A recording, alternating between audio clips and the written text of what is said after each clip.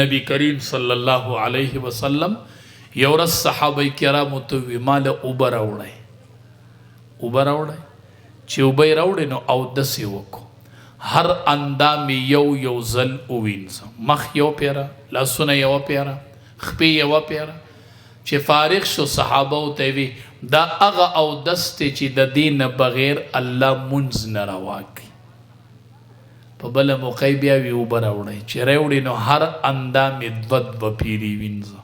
نو صحابه ته وی دا هغه اودس دی چې په دې الله دوچن اجر ورکوي چې سړی دوه پیرې وینځي ښه چې یوه پیری وینځي نو مونځ روا شو او چې په دویمه پیری ووینځي نو اجر به دوچن شي په درېیمه پیری بیا وی اوبه راوړئ انما بعثت معلما زه دنیا ته رالیږلی شوی یم استاذ چې په درېیمه پیره اوبه راوړلې صحابه کرامو هر اندام درې پیرې وینځه چې فارغ شو صحابه ته وی هذا وضوئی دا زما اودس و ښه دا اوس مې وکړو هذا وضوئی دا زما اودس دی او زما نه مخکې چې 1,40,000 کم و بیش انبیا تیر شوي دي دا د هغې ټولو اودس دی دنیا ته 1,40,000 کم و بیش انبیا راغلی دي او د ټولو اودس چې هر اندام به یې درې پیرې انځه نو په دې به عمل کوو انشاءالله که نه چې اودس کوو نو هر اندام به درې پیرې انځو ښه او چې دا دې ووینځو نو وایي په یو ټیم مې د 1,40,000 انبیاء کرامو په سنتو باندې عمل وکړو دا به په دغې نیت باندې کوو دا به کور کې شروع کوو دا به امام الانبیاء صحابه کرامو ته وي او چې کله اودس کوئ نو خلال کوئ ښه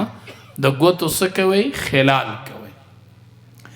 خلال کو تاسو له دا بله طریقه نه درځي نو دا اسانه طریقه دی هم لیدم زه اودس کوي داسې به ګوتې په یو بل کې نه نواسي نو خلالو شو که نه د ګوتو د ترخونه چې دي دې ته خلال وي که داسې درته ګراني که نه نو داسې به یې کي نو خلالو شو کو دغه طریقه ګرانې لکه مثال عوامو ته نو داسې کوي خلالو شو که ونه شو نبی کریم صلی الله علیه وسلم فرمای څوک چې په اوداسه کې د ګوتو خلال کوي د دې خلالم کوي د خپو د ګوتم کوي د لاسونو د ګوتم کوي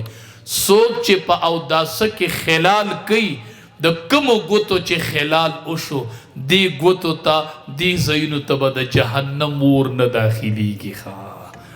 دا کتاب بچې په دې پوه کو دې به خلال کوي که به نه کوي بچي ته وایه ته چې اودس کوي نو دا ماشوم چې لپه راوالي ماشوم نه تاسو هم رالی داسې راوالي دې مخلی را پرېدري دي دي سم یو شړق دي وباسي داسې نه نبی علیه السلام چرې داسې اودس نه دی کړی داسې به یې لپه راواغستی داسې به یې د برې نه راواړوله مونږ یې څوک و داسې چې راوالي خیال هم یې که نه داسې را پرېږدو نه داسې به لپه نه را پرېږدي ښه داسې به یې راوالي